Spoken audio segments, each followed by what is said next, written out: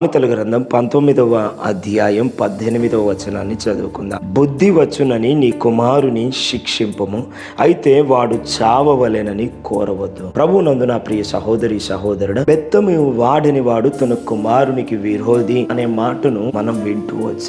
అయితే దేవుడే శిక్షించమన్నాడు కదా అని నీవు శిక్షించడానికే ఉన్నట్లుగా నీ వైఖరి ఉంటే అది క్షేమం కాదని దేవుని వాక్యం తెలియదు. నువ్వు ఎందుకు శిక్షించాలి నీ కుమారుని అంటే, బుద్ధి వచ్చినట్లు, తన భవిష్యత్తు బాగుండునట్లు, తన పొరపాట్లను సరిచేస్తూ తన యొక్క జీవిత విధానము సన్మార్గములో దేవుని మార్గంలో సాగునట్లు నీవు నీ కుమారుణ్ణి శిక్షించాలి. పిల్లల భవిష్యత్తు బాగుండాలని చదువు పేరట మోయరాని బరువునంత మోసి ఇష్టం లేని అన్ని వాళ్ళ మీద రుద్ది బాధ పెట్టి శిక్షించేవారు.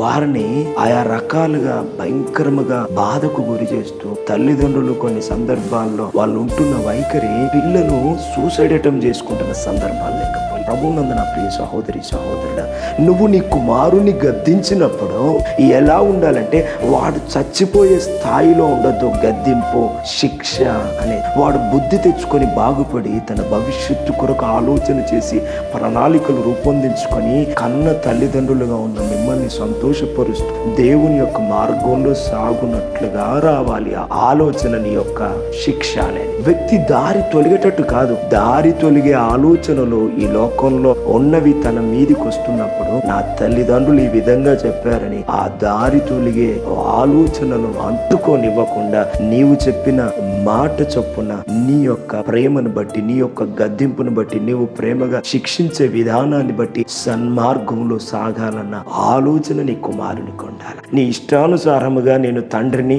నా కొడుకును నేను ఏమైనా చేసుకుంటా చెప్పడానికి నువ్వెవరని ఇతరులకు ఎంత మాత్రం మాట్లాడడానికి అవకాశం ఇవ్వకుండా నీ పాటికి నువ్వు ఇష్టానుసారంగా వెళ్తే జాగ్రత్త, దేవునికి లెక్క చెప్పాలి నీ కుమారుని గురించి. గర్భఫలం యెహోవా అనుగ్రహించి బహుమానముగా నీ కుమారుని కుమార్తెని నీకు ఇస్తే వారిని అన్న దేవుని కొరకు దేవుని సన్నిధిలో పెంచినట్లుగా ప్రభువు యొక్క శిక్షలో బోధలో పెంచకుండా నీకు ఇష్టం వచ్చినట్టుగా నీ పిల్లలకు కోపం రేపుతూ నువ్వు లోక సంబంధమైన ఆలోచన చేస్తూ లోకంలో ఉన్న విధి విధానాలను నీ యొక్క అనాలోచన నీ పిల్లల మీద రుద్ది వారిని శిక్షించి వారు మానసికంగా శారీరకంగా చచ్చిపోయేందుకు కారణమైతే దేవునికి లెక్క చెప్పాల్సి వస్తుంది. జాగ్రత్త. అందుకే దేవుని వాక్యం తెలియపరుస్తుంది, నీ కుమారునికి బుద్ధి వచ్చినట్లు శిక్షించాలి, అయితే వాడు చావడానికి మాత్రం కోరొద్దు. పిల్లల్ని శిక్షిస్తున్నప్పుడు వారు బుద్ధిమంతులై సన్మార్గములో సాగి దేవుని నామ మహిమార్థమై గొప్ప ప్రయోజకుడు అగునట్లుగా నువ్వు శిక్షించాలి. అట్టి కృప దేవుడు మనకు అనుగ్రహించిన దాకా. Praise the Lord. May God bless you.